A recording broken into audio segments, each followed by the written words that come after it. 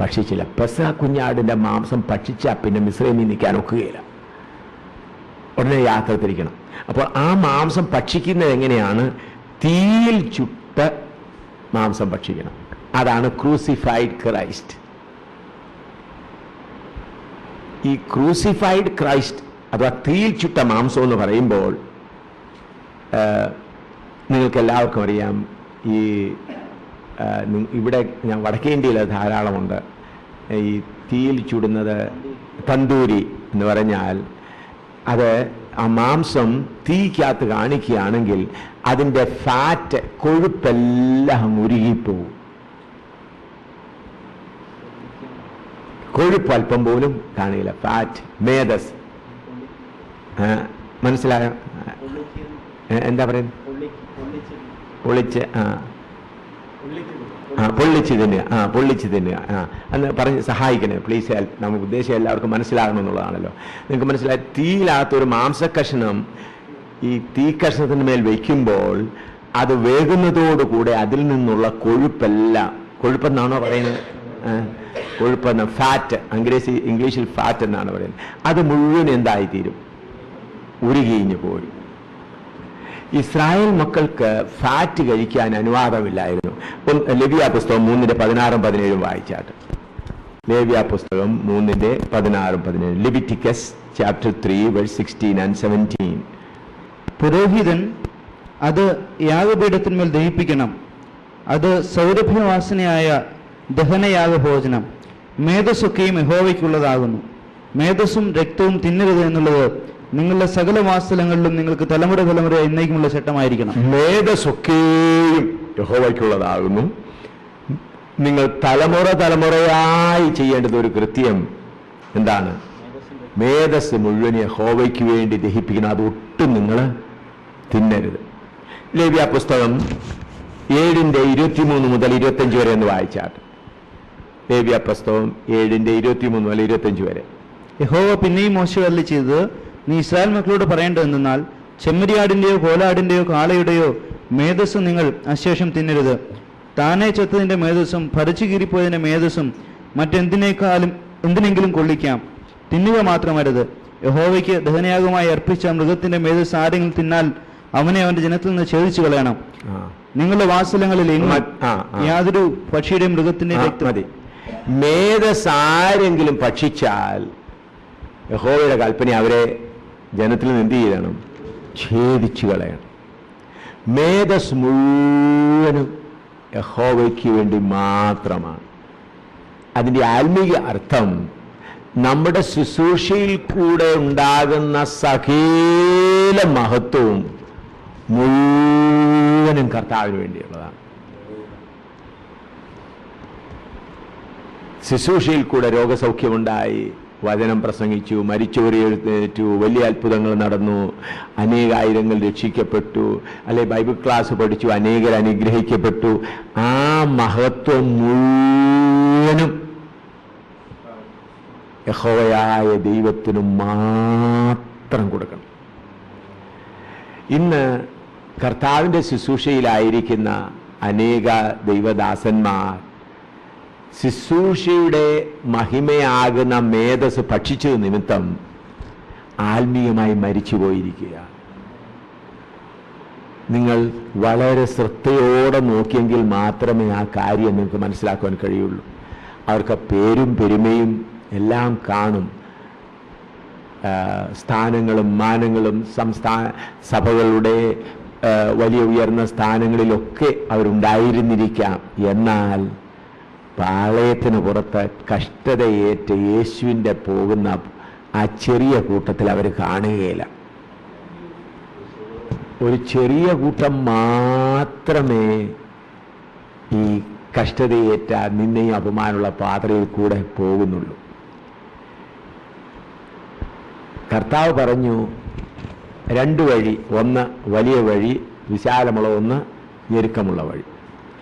നിങ്ങൾ അറിയാതെ ചിലപ്പോൾ ചിന്തിച്ചു പോകും, രക്ഷിക്കപ്പെട്ട് സ്നാനപ്പെട്ട് പരിശുദ്ധാഭിഷേകം പ്രാപിച്ചപ്പോൾ ഞെരുക്കമുള്ള വഴിയിൽ ആയി എന്ന്. അല്ല, രക്ഷിക്കപ്പെടുന്നതും സ്നാനപ്പെടുന്നതും പരിശുദ്ധാത്മാഭിഷേകം പ്രാപിക്കുന്നതെല്ലാം ഞെരുക്കമുള്ള വഴിയിൽ പ്രവേശിക്കുവാനുള്ള ഒരുക്കമാണ്. ഇന്ന് സ്നാനപ്പെട്ട് വലിയ വലിയ ശുശ്രൂഷ ചെയ്യുന്ന അനേക ദൈവദാസന്മാർ ഞെരുക്കമുള്ള വഴിയിൽ പ്രവേശിച്ചിട്ടില്ല. ഞെരുക്കമുള്ള വഴിയിൽ പ്രവേശിക്കണമെങ്കിൽ ഈ ലോകത്തിലുള്ളതെല്ലാം ത്യജിച്ചവർക്ക് മാത്രമേ ഞെരുക്കമുള്ള വഴിയിൽ പ്രവേശിക്കുവാൻ കഴിയുള്ളൂ. ത്യജിച്ചവർ എന്ന് പറഞ്ഞാൽ നിങ്ങൾക്ക് വീടൊന്നും ഉണ്ടായിരിക്കരുതെന്നല്ല. വീടിനോടുള്ള സ്നേഹം പോയി, കാർ ഉണ്ടാകരുതെന്നല്ല. കാർ ഉണ്ടെങ്കിലും സ്തോത്രം, ഇല്ലെങ്കിലും സ്തോത്രം. അതിനുള്ള സ്നേഹമെല്ലാം പോയി ത്യാഗികളായി തീരുന്നവർക്ക് മാത്രമേ ഞെരുക്കമുള്ള വഴിയിൽ പ്രവേശിപ്പാൻ കഴിയുള്ളൂ. ആ ഞെരുക്കമുള്ള വഴിയിൽ പോകുമ്പോൾ അവർക്ക് മുള്ളുകൾ കൊള്ളും തോറും അവർ സന്തോഷിക്കുകയാണ്. എന്താണ് സന്തോഷം? ഞാൻ ഈ വഴിയാണ് ആഗ്രഹിച്ചത്. കർത്താവ് നമ്മളെ ആ വഴിയിലേക്ക് തള്ളിവിടുകയല്ല. അവിടെ പറയുന്ന വായിക്കുന്നതാണ്, ചുരുക്കം ചിലർ മാത്രമേ. മത്തായിയുടെ സുവിശേഷം 7:13-14 വായിച്ചാട്ടെ. മത്തായിയുടെ സുവിശേഷം 7:13-14, മാത്യു 7:13-14. ഇടുക്കുവാതിലൂടെ അകത്ത് കിടപ്പീൻ, നാശത്തിലേക്ക് പോകുന്ന വാതിൽ വീതിയുള്ളതും വഴി വിശാലവും അതിൽ കൂടി കിടക്കുന്നവർ അനേകരുമാകുന്നു. ജീവങ്കിലേക്ക് പോകുന്ന വാതിൽ ഇടുക്കവും വഴി ഞെരുക്കവും ഉള്ളത്, അത് കണ്ടെത്തുന്നവർ ചുരുക്കമത്രേ. ആയാൽ ദൈവദാസന്മാരെ, നമ്മൾ രക്ഷിക്കപ്പെട്ടതുകൊണ്ടോ സ്നാനപ്പെട്ടതുകൊണ്ടോ പശുത്താത്മനോടോ പ്രാപിച്ച് കർത്താവിൻ്റെ വേല ചെയ്യുന്നത് കൊണ്ടോ ഞെരുക്കമുള്ള വഴിയിലാണെന്ന് ചിന്തിച്ചു പോകരുത്. അതെല്ലാം അതിനുവേണ്ടി നമ്മൾ ഒരുക്കുക മാത്രമാണ് ചെയ്യുന്നത്. അങ്ങനെ ഒരുക്കി മുൻപോട്ട് വരുമ്പോൾ നാം തന്നെ ആ വഴിയിലേക്ക് എന്ത് ചെയ്യണം? പ്രവേശിക്കണം. ഇന്ന് ശുശ്രൂഷകന്മാരുടെ ഇടയിൽ നാം നോക്കിയാൽ ഒരു കോമ്പറ്റീഷൻ പോലെ തോന്നും. അദ്ദേഹം ഇങ്ങനെ ഉണ്ടെന്നല്ല ഞാൻ പറയുന്ന, ഒരു കോമ്പറ്റീഷൻ. കഴിഞ്ഞിടയിൽ ഡൽഹിയിലൊക്കെ ഞാൻ കണ്ടു അവാർഡ് ഡിസ്ട്രിബ്യൂട്ട് ചെയ്യുന്നു കർത്താവിൻ്റെ ദാസന്മാർക്ക്, ഫെയ്ത്ത് അവാർഡ്, മറ്റുള്ളതെല്ലാം. ചില കർത്താവിൻ്റെ ദാസന്മാർ പോയി ആ അവാർഡ് മേടിക്കുന്നത് കണ്ടപ്പോൾ എനിക്ക് വളരെ വിഷമം തോന്നി. അവാർഡ് കൊടുക്കുന്നവർക്ക് വചനം അറിയത്തില്ല, അതുകൊണ്ട് അവർ ചെയ്യുന്നെന്ന് വിചാരിക്കാം. അവർ അവാർഡ് കൊടുക്കുന്നു, അവർക്ക് വചനം അറിയാതുകൊണ്ട്. എന്നാൽ ഈ അധ്വാനിച്ച കർത്താവിൻ്റെ ദാസന്മാരും പോയി അവാർഡ് മേടിക്കുമ്പോൾ ഞാൻ ചിന്തിച്ചു, കർത്താവ് ഇവർക്കും ഈ വചനം അറിയത്തില്ലയോ? പാളയത്തിന് പുറത്ത് ഉള്ള യാത്രയിൽ അവാർഡ് കൊടുക്കാൻ ആരുമില്ല.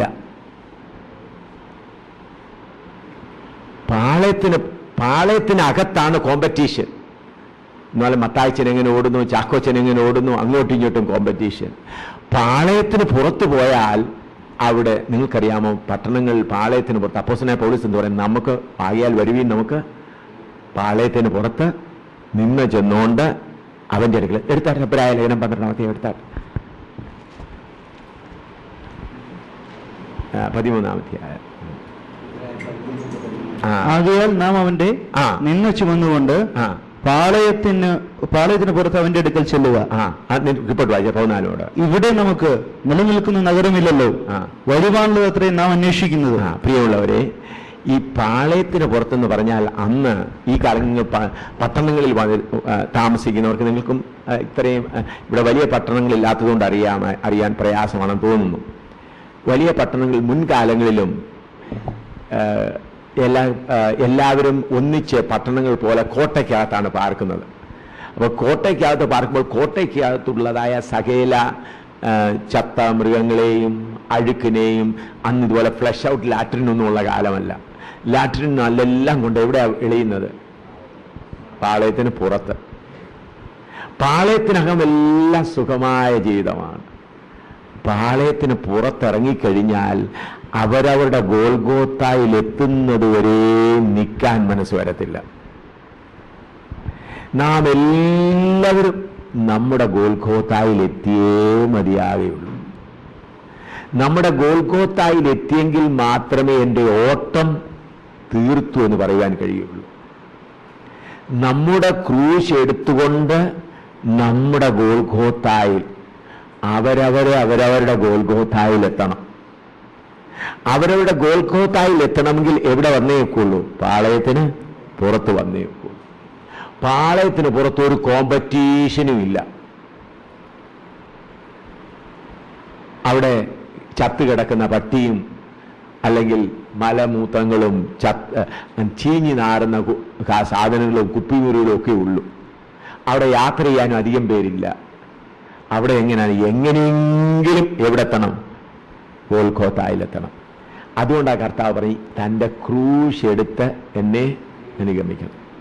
അപ്പൊ ഇന്ന് ഈ കോമ്പറ്റീഷനും ഫെയ്ത്ത് അവാർഡൊക്കെ കൊടുക്കുന്നത് എവിടെയാണെന്നറിയാമോ? പാളയത്തിന് അകത്ത്. ഇന്നാരെത്ര ഓട്ടം ഓടി, ഇന്നാരെത്ര ഓട്ടം ഓടി. നിങ്ങൾ ഈ ലോങ് ജമ്പ് ഒക്കെ കണ്ടു കാണുമല്ലോ. ലോങ് ജമ്പ് സ്റ്റേഡിയത്തിൽ അപ്പോൾ ആളുകളെല്ലാം ഇങ്ങനെ നോക്കിക്കൊണ്ടിരിക്കുകയാണ്. ഒന്നാമത്തെ ആൾ വന്നു ഓടി 30 അടി ചാടി. പിന്നെ അത് കഴിഞ്ഞ് വേറൊരാൾ വന്നു, ഷാമുവേൽ വന്നപ്പം പുറമേ ഉള്ളവർ നോക്കിയപ്പം 48 അടി ചാടി. അപ്പം എല്ലാവരും വിചാരിക്കുകയാണ് ഏറ്റവും കൂടുതൽ ചാടിയത് ഷാമുവേലാണ്. അപ്പം ഒടുവിൽ പേര് ജയിക്കുന്നവരുടെ 1ാം സ്ഥാനം, 2ാം സ്ഥാനം, 3ാം സ്ഥാനം എന്ന് നോക്കിയപ്പോൾ ഷാമുവേലിൻ്റെ പേരില്ല. 30 അടി ചാടിയും 28 ചാടിയനുമാണ് കിട്ടിയത്. കാരണം എന്തുവാ? ഷാമുവേൽ ചാടിയപ്പോൾ ആദ്യത്തെ ആ വരയുണ്ട്, അതിനിപ്പുറത്തുനിന്ന് ചാടണമായിരുന്നു. ഷാമുവേൽ ആദ്യത്തെ വരയൊന്നും നോക്കിയില്ല, കയറി അങ്ങ് ചാടി. ഇവിടെ നിന്ന് ആള് മാർക്ക് ചെയ്യുന്ന ആള് കൊടി കാണിച്ചു, ഫൗൾ. എന്തായി? ഫൗൾ. അതുകൊണ്ട് പുറമേ ഉള്ളവരെല്ലാം കൈകൊട്ടി. ഷാമുവേൽ കൂടുതൽ ചാടിയത് 48 അടി ചാടിയല്ലോ. പക്ഷേ റിസൾട്ട് വന്നപ്പോൾ എന്തില്ല? ഷാമുവേലിന്റെ പേര് പോലുമില്ല. അതുകൊണ്ടാണ് അപ്പോസ്തലനായ പൗലോസ് പറയുന്നത് ചട്ടപ്രകാരം പോരാടിയില്ലെങ്കിൽ കിരീടം ലഭിക്കുകയില്ല. ചട്ടപ്രകാരം. മനുഷ്യരുടെ പുകഴ്ചയിലല്ല നമ്മുടെ ശുശ്രൂഷ ഇരിക്കേണ്ടത്. സാത്താനെ ഓടിച്ചുകൊണ്ടിരിക്കണം. നരകം അല്ല സാത്താന്റെ കോട്ടകൾ കുലുങ്ങി വിറച്ചുകൊണ്ടിരിക്കണം. അതാണ് ശുശ്രൂഷ. മനുഷ്യർ കൈകൊട്ടുന്നതല്ല ശുശ്രൂഷ. ഇവനെ എത്ര പിടിച്ചിട്ട് ഇവൻ നിൽക്കുന്നില്ലല്ലോ. ആദ്യമേ നമ്മെ എല്ലാവരെയും പാളയത്തിനകത്ത് തന്നെ നിർത്തുവാൻ സാത്താൻ അനുഗ്രഹിക്കുന്ന സുവിശേഷം ഒരുപാട് തരും. അനുഗ്രഹിക്കുന്ന സുവിശേഷ പ്രസംഗിയന്മാരെയും ഒക്കെ. എന്തുകൊണ്ടാണ് നിങ്ങൾ പാളയത്തിന് പുറത്ത് പോകരുത്? പാളയത്തിന് പുറത്ത് പോകരുത്. പാളയത്തിന് പുറത്ത് ഇറങ്ങിയാൽ ജയം നിശ്ചയമാണ് പ്രിയമുള്ളവരെ. കാരണം പാളയത്തിന് പുറത്ത് നിന്നെയും അപമാനം ഉള്ളിടത്ത് ഇരിക്കാൻ മനസ്സ് വരികയാണ്. പിന്നെ എങ്ങനെയെങ്കിലും ഇവിടെ ചെന്നു ചേരണം. ക്രൂശ് തോളിൽ വന്നു കഴിഞ്ഞാൽ പിന്നെ ലക്ഷ്യം എന്താണ്? ഹല്ലേലൂയ. പിന്നെ ഗോൽഗോഥായാണ്. ഇന്ന് അനേകർക്കും ഗോൽഗോഥായ ലക്ഷ്യമാകാതിരിക്കുന്നതാണ്. ക്രൂശ് ഇതുവരെ എടുത്തിട്ടില്ല തോളെ. കർത്താവ് ക്രൂശ് വെക്കുകയില്ല. ക്രൂശ് തന്നെത്താനെ എടുക്കണം. നമുക്കുള്ള കഷ്ടങ്ങൾ തന്നെത്താനെ എടുത്തുകൊണ്ട് കർത്താവെ എൻ്റെ കഷ്ടങ്ങൾ മാറ്റിയിരിക്കാൻ. അതുകൊണ്ടാണ് നമ്മൾ എൻ്റെ കഷ്ടങ്ങൾ ദൈവം തരുന്നതാൽ എൻ്റെ പ്രാണനെ ഞാൻ യാഗമാക്കും. ഈ കാലങ്ങളിൽ ഈ പാട്ടുകളൊന്നും ആര് പാടും? ഇന്ന് എല്ലാവരും വിചാരിക്കുന്ന കഷ്ടമല്ല, സാത്താൻ തരുന്നതാണ്. കഷ്ടങ്ങൾ നമ്മുടെ കഷ്ടതയാകുന്ന ക്രൂശ് എടുത്തുകൊണ്ട് എന്ത് ചെയ്യണം? യാത്രയാണ്. അതുകൊണ്ട് നമ്മുടെ ശുശ്രൂഷയിൽ ലഭിക്കുന്നതായ അത്ഭുതങ്ങളുടെയോ അടയാളങ്ങളുടെയോ മറ്റുള്ളതിൻ്റെ മേധസ് നമ്മൾ എന്ത് ചെയ്യാൻ പാടില്ല? ഭക്ഷിക്കാൻ പാടില്ല. അത് മുഴുവനും കർത്താവിനോടും. എന്തുകൊണ്ട് നമ്മൾ ഭക്ഷിച്ചുകൂടാ? 1 കോരിന്ത്യർ 4:6-7 വായിച്ചാട്ട്. 1 കോരിന്ത്യർ 4:6-7. എന്തുകൊണ്ട് നമ്മൾ മേധസ് ഭക്ഷിച്ചുകൂടാ? സഹോദരന്മാരെ, ഇത് ഞാൻ നിങ്ങൾ നിമിത്തം എന്നെയും അപ്പൊല്ലോസിനെയും ഉദ്ദേശിച്ച് പറഞ്ഞിരിക്കുന്നത് എഴുതിയിരിക്കുന്നതിനപ്പുറം ഭാവിക്കാതിരിക്കുവാൻ ഞങ്ങളുടെ ദൃഷ്ടാന്തം കൊണ്ട് പഠിക്കേണ്ടതിനും ആരും ഒരുത്തന് അനുകൂലമായും മറ്റൊരുവന് പ്രതികൂലമായും ചീർത്തു പോകാതിരിക്കേണ്ടതിനും തന്നെ. നിന്നെ വിശേഷിപ്പിക്കുന്നത് ആര്? ലഭിച്ചതല്ലാതെ നിനക്ക് എന്തുള്ളൂ? ലഭിച്ചതെങ്കിലോ ലഭിച്ചതല്ല എന്ന പോലെ പ്രശംസിക്കുന്നത് എന്ത്? നമ്മൾക്ക് പ്രിയമുള്ളവരെ, നമ്മുടേതായിട്ട് പറയുവാനുള്ളത് കുറച്ച് ബലഹീനതകൾ മാത്രം. ഷാമുവേലിൻ്റെതായി പറയാനുള്ളത് കുറച്ച് ബലഹീനതകളും പാപ സ്വഭാവങ്ങളും മാത്രം. മറ്റേതെല്ലാം എൻ്റെ കർത്താവിൻ്റെ വകയാണ്. മറ്റേതെല്ലാം ലഭിച്ചതാണ്. ഇത് മനസ്സിലാക്കാനായി ഉദാഹരണമായിട്ട് വിചാരിച്ചാട്ടെ, ഞാനൊരു നല്ല മെർസിഡസ് ബെൻസ് നല്ല കാർ ഓടിച്ചുകൊണ്ടിരിക്കുക. ഞാൻ ഒരു നല്ലൊരു വലിയ പണക്കാരൻ്റെ ഡ്രൈവറാണെന്ന് വിചാരിച്ചു. ഞാനിങ്ങനെ കാർ ഓടിച്ചുകൊണ്ടിരിക്കുക. അപ്പോൾ എൻ്റെ ഒരു കൂട്ടുകാരൻ വന്നപ്പോൾ ഞാൻ ആ കൂട്ടുകാരൻ്റെ മുൻപിൽ എങ്ങനെയാണ് നടിക്കുന്നത്? ഇത് എൻ്റെ കാറാണ്, ഉണ്ടോ, ഇത് എൻ്റെ കാറാണ്. ഓ സഹോദര കയറിയിരിക്കുക, കണ്ടോ ഇതെൻ്റെ കാറ്, എത്ര നല്ലതെന്ന് പറഞ്ഞു. അങ്ങനെ ഞാൻ യാത്ര ചെയ്തുകൊണ്ടിരിക്കുമ്പോൾ ഉടമസ്ഥൻ വന്നു, ഇറങ്ങടാ. അവിടാണ് ഞാൻ എന്ത് ചെയ്യുന്നത്? ലജ്ജിച്ചു പോകുന്നു. അതേ സമയത്ത് ഞാൻ പറയണം, ഇത് കണ്ടോ, ഈ എൻ്റെ ഉടമസ്ഥൻ എന്നെ വിശ്വസിച്ച് ഏൽപ്പിച്ചു തന്ന കാറാണിത്, ഞാൻ ഓടിച്ചുകൊണ്ട് പോകുന്നു, കണ്ടോ, എത്ര നല്ല ഉടമസ്ഥനാണ്, അവൻ തന്ന ഈ കാർ അവൻ്റേതാണ്, ഞാൻ ഓടിച്ചുകൊണ്ടിരിക്കുകയാണ്. അപ്പോൾ ഉടമസ്ഥൻ വരികയാണെങ്കിലും എൻ്റെ കൂട്ടുകാരൻ്റെ മുൻപിൽ എൻ്റെ ഉടമസ്ഥൻ എന്നെ എന്ത് ചെയ്യില്ല, പുച്ഛിക്കുകയില്ല, നീ ഓടിച്ചോ എന്ന് പറയും. അതുപോലെ പ്രിയമുള്ളവരെ, കർത്താവിൻ്റെ വേല ചെയ്യുവാൻ ഞാനും നിങ്ങളും ആരും യോഗ്യരല്ല. നമുക്ക് അല്പം പോലും യോഗ്യതയില്ല. എനിക്ക് അല്പം പോലും യോഗ്യതയില്ല. അവനെന്നെ ഏൽപ്പിച്ചത് നമുക്കുള്ളതെല്ലാം ലഭിച്ചത് മാത്രമാണ്. അത് ലഭിച്ചത് മാത്രമായിരിക്കുമ്പോൾ നമ്മുടേതായിട്ട് പറഞ്ഞ് നമുക്കതിൽ എന്ത് ചെയ്യാനില്ല, പുകഴുവാൻ ഒന്നുമില്ല. എപ്പോഴും നിങ്ങളുടെ ഹൃദയത്തിൽ ഇതിരിക്കണം. ഇപ്പം ഞാൻ നിങ്ങളോട് വചനം പഠിപ്പിക്കുന്നു. ഇന്നലെ രാത്രിയിൽ 1 മണിക്ക് എന്നെ എഴുന്നേൽപ്പിച്ചിരുത്തി എഴുതിയതുകൊണ്ടാണ് ഞാനിത് പഠിപ്പിക്കുന്നത്. അല്ലെങ്കിൽ AM ശ്യാമിൽ കിടന്ന് സുഖമായിട്ട് ഉറങ്ങി എന്തെങ്കിലും ബുദ്ധിയുടെ പറഞ്ഞേച്ച് പോയേന്. അപ്പോൾ എൻ്റേതായിട്ടൊന്നും പറയാനില്ല. അപ്പോൾ മുഴുവനും ആരുടെ വകയാണ്?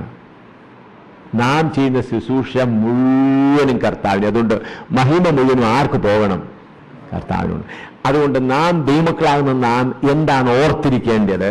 യെശയ്യാവ് 51:1, യെശയ്യാവ് 51:1, ഐസയ 51:1. നീതിയെ പിന്തുടരുന്നവരും യഹോവയെ അന്വേഷിക്കുന്നവരുമായുള്ളവരെ, നീതിയെ പിന്തുടരുന്നവരും യഹോവയെ അന്വേഷിക്കുന്നവരും ആയുള്ളവരെ, എന്റെ വാക്ക് കേൾക്കുകയും.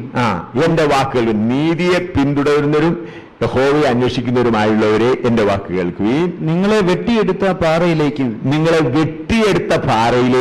നിങ്ങളെ കുഴിച്ചെടുത്ത ഖനി ഗർഭത്തിലേക്കും തിരിഞ്ഞു നോക്കുകയും. നിങ്ങളെ വെട്ടിയെടുത്ത പാറയിലേക്കും കുഴിച്ചെടുത്ത ഖനിഗർഭത്തിലേക്കും തിരിഞ്ഞു നോക്കുകയും. എപ്പോഴും നമ്മുടെ മുൻപിൽ നമുക്ക് ഓർമ്മയിരിക്കേണ്ടത് ഞാൻ എങ്ങനെയുള്ളവനായിരുന്നു.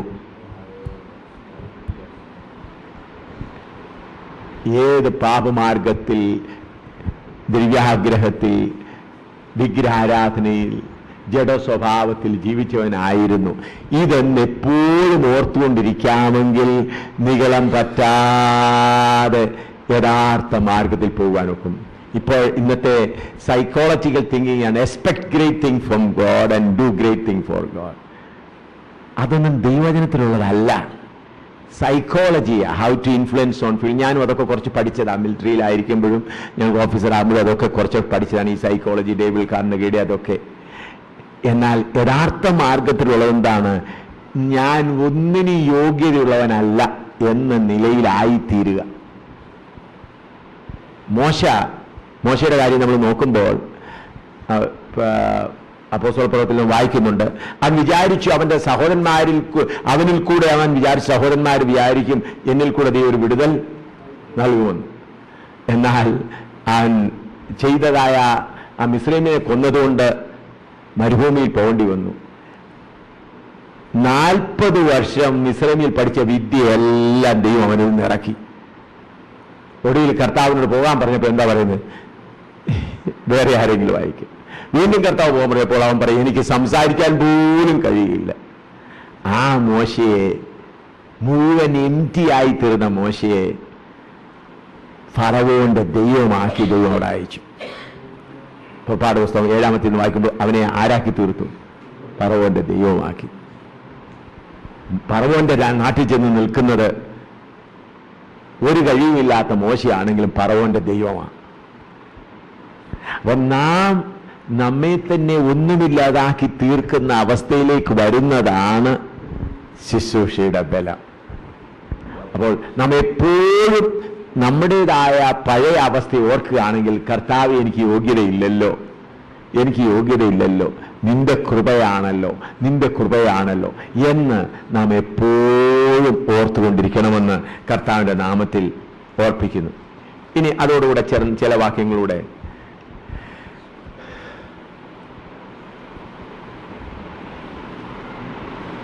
സങ്കീർത്തനം 34:18 വായിച്ചാട്ട്. സങ്കീർത്തനം 34:18. Psalm 34:18. ഹൃദയം നുറുങ്ങിയവർക്ക് യഹോവ സമീപസ്ഥൻ. മനസ്സ് തകർന്നവരെ അവൻ രക്ഷിക്കുന്നു. മനസ്സ് തകർന്നവരെ അവൻ രക്ഷിക്കുന്നു.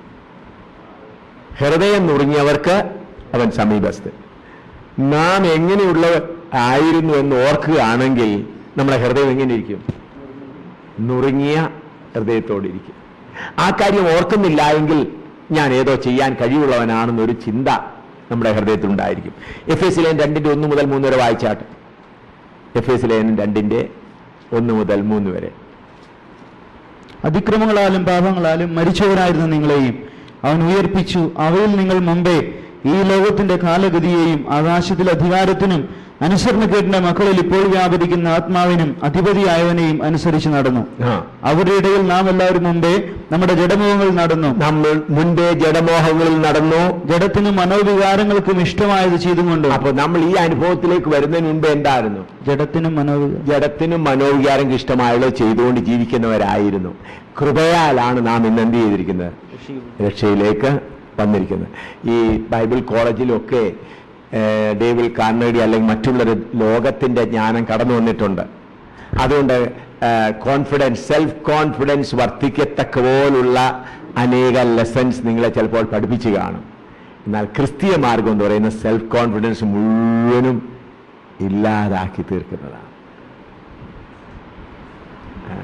മനസ്സിലായോ? നമ്മുടെ ഞാൻ ആത്മാവ്, പ്രാണന്റെ, ശരീരത്തിന്റെ കാര്യങ്ങൾ ഒന്നുകൂടെ വിവരിക്കാൻ പോകുന്നുണ്ട്. അത് വിവരിക്കുമ്പോൾ സെൽഫ് കോൺഫിഡൻസ് കൊണ്ട് വരുന്ന അപകടം നിങ്ങൾക്ക് മനസ്സിലാക്കുവാൻ ഒക്കും. അപ്പോൾ എപ്പോഴും നാം ഓർത്തിക്കണം, ഞാൻ ഒന്നിനും കൊള്ളരുതാത്തവനാണ്. നമുക്കെല്ലാവർക്കും 138 സങ്കീർത്തനത്തിന്റെ 1 മുതൽ 22 വരെ ഒന്ന് വായിക്കാം. എല്ലാവരും കൂടെ ഒന്ന് വായിക്കണമെന്ന് ഞാൻ അപേക്ഷിക്കുന്നു. 38 1 മുതൽ 22 വരെ ദാവീദിന്റെ പ്രാർത്ഥന. ദാവീദ് തെറ്റ് ചെയ്തതിന്റെ ശേഷം വന്ന പ്രാർത്ഥന അവിടെയുണ്ട്. 38 1 മുതൽ 22 വരെ ശബ്ദം ഉയർത്തി നമുക്ക് എല്ലാവർക്കും ഒന്ന് വായിക്കാം.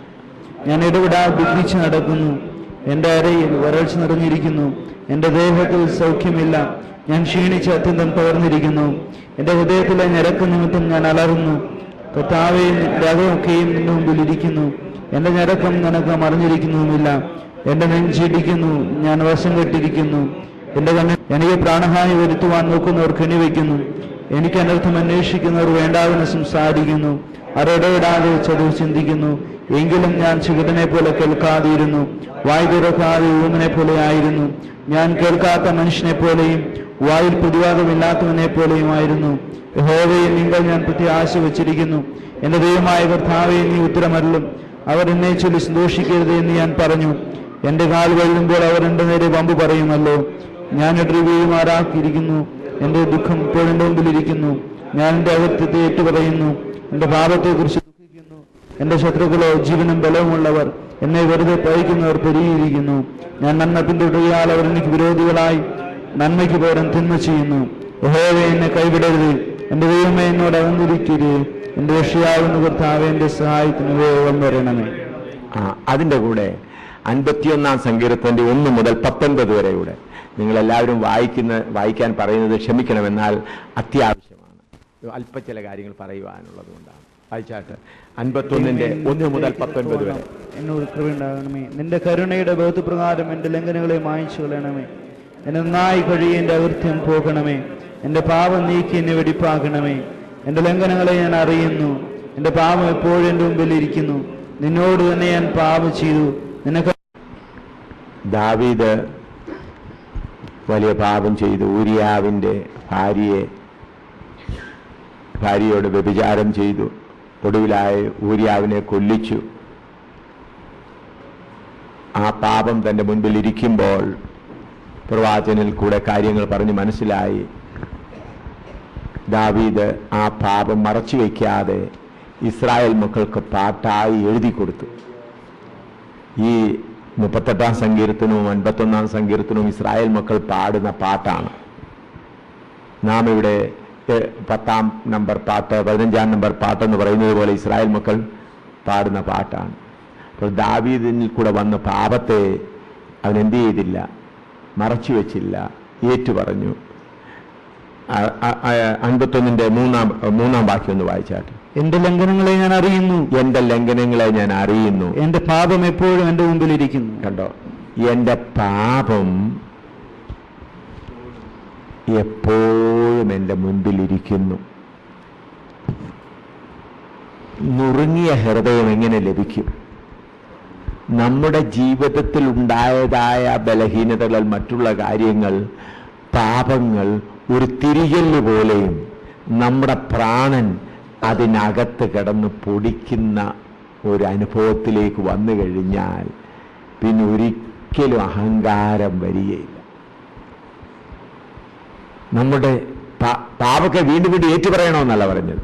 ഒരു പ്രാവശ്യം ഏറ്റുപറഞ്ഞു, ഉപേക്ഷിച്ചു. എന്നാൽ ഞാൻ ഇങ്ങനെയുള്ളവനായിരുന്നു, അത് ഒരു വലിയ കല്ലായി നമ്മുടെ മുമ്പിൽ ഇരുന്നിട്ട് നമ്മുടെ പ്രാണനെ അതിൻ്റെ അകത്തിട്ട് എന്ത് ചെയ്തുകൊണ്ടിരിക്കണം? പൊടിച്ചുകൊണ്ടിരിക്കണം. അങ്ങനെ വന്നെങ്കിൽ മാത്രമേ തകർന്ന ഹൃദയം നമുക്ക് ലഭിക്കുള്ളൂ. നുറുങ്ങിയ ഹൃദയം. ഞാൻ പറയുന്നത് മനസ്സിലാവും. ഒരു പക്ഷേ ചിലപ്പോൾ ചിലർക്ക് ഇതെന്താ പറയുന്നത് ചോദിച്ചു പോകും. നമ്മുടെ പാപത്തെ വീണ്ടും വീണ്ടും ഏറ്റുപറയാനല്ല, ഒരു പ്രാവശ്യം ഏറ്റുപറഞ്ഞു, അത് മതി. എന്നാൽ നമ്മുടെ പാപം എപ്പോഴും നമ്മുടെ മുൻപിൽ ഇരിക്കുകയാണെങ്കിൽ നമുക്ക് പറയാൻ, നമ്മുടെ മനുഷ്യൻ, പുറമേയുള്ള മനുഷ്യൻ ഈ പാപിയാണ്, ആ കാര്യം ഓർമ്മയിലിരിക്കുകയാണെങ്കിൽ വീണ്ടും പാപം ചെയ്യുവാനുള്ളതായ മനസ്സ് വരികയില്ല. അത് നമ്മളെ എപ്പോഴും പൊടിച്ചുകൊണ്ടിരിക്കും. അങ്ങനെയുണ്ടെങ്കിൽ മാത്രമേ നുറുങ്ങിയ ഹൃദയം നമുക്കുണ്ടാകുകയുള്ളൂ. നുറുങ്ങിയ ഹൃദയമുള്ളവർക്ക് ആര് സമീപസ്ഥൻ? വാസവൻ. ദാവീദിനെ കുറിച്ച് പറയുന്നത് എന്താണ്? 1 ശമൂവേൽ 13:14 വായിച്ചാൽ, 1 ശമൂവേൽ 13:14, 1 ശമൂവേൽ 13:14. ഇപ്പോഴോ നിന്റെ രാജ്യത്വം നിലനിൽക്കുകയില്ല. യഹോവ നിന്നോട് കൽപ്പിച്ചതിനെ നീ പ്രമാണിക്കാവുകൊണ്ട് തനിക്ക് ബോധിച്ച ഒരു പുരുഷനെ യഹോവ അന്വേഷിച്ചിട്ടുണ്ട്. അവനെ യഹോവ തനിക്ക് ബോധിച്ചുള്ള ഒരു മനുഷ്യനെ, അതിന് ഇംഗ്ലീഷിൽ പറയും the Lord sought a man after his own heart. ദൈവത്തിന്റെ ഹൃദയത്തിന് അനുസരണമായ ഒരാളിനെ. അപ്പൊ ദാവീദിനെ കുറിച്ച് ദൈവം പറയുന്നത് എന്താണ്? യഹോവയ്ക്ക് ബോധിച്ച, മലയാളത്തിൽ ബോധിച്ചത് എങ്ങനെ പറഞ്ഞോളൂ? Man of his own heart. ദൈവത്തിന്റെ ഹൃദയപ്രകാരമുള്ള ഒരു ദാവീദാണ് ദാവീദ്. ആ ദാവീദിൽ ഈ പാപമുണ്ടായി. ആ പാപമുണ്ടായപ്പോൾ ദാവീദ് അത് മറച്ചു വയ്ക്കാതെ എപ്പോഴും അത് തിരികല്ല് പോലെ ആ ദാവീദിന് മുൻപിൽ അതുണ്ട്. തൻ്റെ പ്രാണനെ അതിൻ്റെ കീഴിലിട്ട് എന്ത് ചെയ്തുകൊണ്ടിരിക്കുക? നുറുക്കിക്കൊണ്ടിരിക്കുക. നാം അങ്ങനെയുള്ള അനുഭവത്തിൽ ആണെങ്കിൽ മേധസ് ഒരിക്കലും ഭക്ഷിക്കുകയില്ല. അല്ലെങ്കിൽ നമ്മിൽ കൂടെ കർത്താവ് ചെയ്ത ശുശ്രൂഷയുടെ മേധസ് നമ്മൾ എന്ത് ചെയ്യും? കുറേശ്ശെ കുറേശ്ശെ ഭക്ഷിക്കും. ഞാൻ പറയുന്നത് നിങ്ങൾക്ക് മനസ്സിലാകുന്നു. മേധസ് ഭക്ഷിക്കുവാൻ പാടില്ല. ഇന്ന് മേധസ് ഭക്ഷിച്ച അനേക ദൈവദാസന്മാർ ആത്മീകമായി മരിച്ചവരായി. അവര് കഴിഞ്ഞ വർഷം 10 വർഷങ്ങൾക്ക് മുൻപ് എന്തുണ്ടായി എന്നുള്ളത് പറയുമെങ്കിലും ഇന്നത്തേത് പറയാൻ അവരുടെ കയ്യിലില്ല. നമുക്ക് ഇന്നലത്തെ മന്നയല്ല വേണ്ടിയത്, നമ്മുടെ ഓട്ടമോടി തീരുവോളം അന്നുള്ള അനുഭവങ്ങൾ. പണ്ട് കർത്താവ് എന്നിൽ കൂടെ ഇന്ന് ചെയ്യിച്ചു എന്ന് പറയുകയല്ല, ഇന്നും കർത്താവ് എന്നോടുകൂടെ ഇരുന്ന് എന്ത് ചെയ്തുകൊണ്ടിരിക്കുന്നു, അതാണ് നമുക്ക് വേണ്ടിയത്. അതിനു വേണ്ടിയതായ പ്രധാന കാര്യം, നാം എപ്പോഴും നമ്മെ തന്നെ നുറുക്കിക്കൊണ്ടിരിക്കാമെങ്കിൽ ശുശ്രൂഷയുടെ മഹിമ നമ്മൾ ആരും എടുക്കുകയില്ല. ഒരു പ്രാവശ്യം എൻ്റെ അടുക്കൽ പഞ്ചാബിൽ നിന്നുള്ളൊരു കർത്താവിൻ്റെ ദാസൻ ജമ്മുവിൽ വന്നിട്ട് ഞങ്ങളുടെ അവിടെ വന്നിട്ട് എന്നോട് പറഞ്ഞു, ഞാൻ 928 പേരെ രക്ഷയിലേക്ക് കൊണ്ടുവന്നു എന്ന് പറഞ്ഞു. അപ്പോൾ എന്നോട് ചോദിച്ചു, നിങ്ങൾ എത്ര പേരെ കൊണ്ടുവന്നു? ഞാൻ പറഞ്ഞു, ഞാൻ ഇതുവരെ ഒരുത്തരെ പോലും കൊണ്ടുവരാൻ എനിക്ക് കഴിയുണ്ടായി. നിങ്ങൾ ഇത്ര യോഗങ്ങൾ, ഇത്ര പേരൊക്കെ രക്ഷിക്കപ്പെടുന്നു, ഇത്ര പേര് ഞങ്ങൾ എല്ലായിടത്തും കേൾക്കുന്നു. എൻ്റെ ഡയറി ഞാൻ 928 പേരുടെ കാര്യം എഴുതി വെച്ചിട്ടുണ്ട്. നിങ്ങൾ എത്ര? ഞാൻ പറഞ്ഞു, സഹോദര, ഒരു ചെറിയ കുഞ്ഞിനെ പോലും എനിക്ക് കൊണ്ടുവരാൻ കഴിയില്ല. ഞാൻ കർത്താവ് തന്ന വചനം വല്ലതും പറയുന്നു, പരിശുദ്ധാത്മാവ് ഓരോരുത്തരെ കൊണ്ടുവരുന്നു. എനിക്ക് ഒരുത്തരെ പോലും കൊണ്ടുവരുവാൻ കഴിഞ്ഞിട്ടില്ല. അത് സത്യമല്ലേ? നമുക്ക് ആരെങ്കിലും കൊണ്ടുവരാൻ കഴിയുമോ? എന്നെ കൊണ്ട് കഴിഞ്ഞിട്ടില്ല. പലതും വചനം പറയും, പരിശുദ്ധാത്മാവരുടെ ഹൃദയത്തിൽ കുത്തുകൊള്ളും, പരിശുദ്ധാത്മാവ് അവരെ എന്ത് ചെയ്യുന്നു? കൊണ്ടുവന്നുകൊണ്ടിരിക്കും. അപ്പോൾ നമ്മുടെ ശുശ്രൂഷയുടെ മേധസ് എന്ത് ചെയ്യരുത്? ഭക്ഷിക്കരുത്. ശിശുയുടെ മേധസ് ഭക്ഷിച്ചാൽ തീർച്ചയായിട്ടും ശിക്ഷ അനുഭവിക്കും. അതുകൊണ്ട് നിങ്ങൾ ആരെങ്കിലും അറിയാതെ ചെയ്തു പോയിട്ടുണ്ടെങ്കിൽ ഇന്നു മുതൽ പൂർണ്ണമായിട്ട് അങ്ങ് നിർത്തണം. ശുശ്രൂഷയുടെ തേജസ് എന്നുള്ളത് ഇന്നു മുതൽ അത് ഏതെങ്കിലും സമയത്ത് ശുശ്രൂഷയുടെ മേധസ്സായി എന്തെങ്കിലും എടുത്തെങ്കിൽ കർത്താവെ ഞാൻ അയോഗ്യൻ. കർത്താവ് തന്നെ പറഞ്ഞിട്ടുണ്ട്, നിങ്ങളൊരുത്തൻ പോയിട്ട് വയലിൽ ജോലി ചെയ്തിട്ട് വന്നിട്ട് അവനോട് പറയും, നീ അരകെട്ടി എന്നെ ശുശ്രൂഷിക്കുക. ഓർക്കുന്നുണ്ടല്ലോ കർത്താവ് പറഞ്ഞ ഉപമ. അപ്പോൾ കർത്താവ് അവനോട് പറയും, അരകെട്ടി ശുശ്രൂഷിക്കുക. അവനെ ശുശ്രൂഷ ചെയ്ത ശേഷം ഞാൻ ഏതോ വലിയത് ചെയ്തെന്ന് പറയാതെ ഞാൻ ചെയ്യേണ്ടതേ ചെയ്തിട്ടുള്ളൂ. ഹല്ലേലൂയ. ഈ കാര്യം ഓർക്കുമോ നിങ്ങൾ? അനേക ദൈവദാസന്മാരെ ദൈവം ഓട്ടത്തിൽ നിന്നും മാറ്റി നിർത്തിയത് അവർ ചെയ്ത പാപപ്രവൃത്തികളല്ല, അവരെന്ത് ചെയ്തു? മേധസ് ഭക്ഷിച്ചു. വിശുദ്ധന്മാരുടെ പട്ടിക ഞാൻ കാണുന്നു. മുൻപ് കർത്താവിൻ്റെ സന്നിധി വലിയതായി ശോഭിച്ചിരുന്നവർ ക്രമേണ മങ്ങിപ്പോയത് എന്തുകൊണ്ടാണ്? അവരെന്ത് ചെയ്തു? മേധസ് ഭക്ഷിച്ചു. പ്രിയ ദൈവദാസന്മാരെ, കർത്താവ് നിങ്ങൾക്ക് ഒരു വലിയ വേല ഏൽപ്പിച്ചിരിക്കുന്നു. അനേക പെന്തക്കോസിന്റെ വലിയ പേരും പരമയും ഉള്ളവർ അവിടെയൊക്കെ ബ്രേക്ക് ഇട്ട് കിടക്കുമ്പോൾ കർത്താവ് നിങ്ങളെ എഴുന്നേൽപ്പിച്ചത് ഒരു വലിയ വേല ചെയ്തു തീർത്ത് കർത്താവിന് മുമ്പിൽ വിശ്വസ്തരായി നിൽക്കണം. അപ്പോൾ ഈ സംഘടനയുടെ നേതാവായിരിക്കുന്നവർ മുതൽ താഴെയുള്ളവരോട് വരെ എനിക്ക് യേശുവിൻ്റെ നാമത്തിൽ അറിയിക്കുവാനുള്ളത്, മേധസാരും ഭക്ഷിക്കരുത്.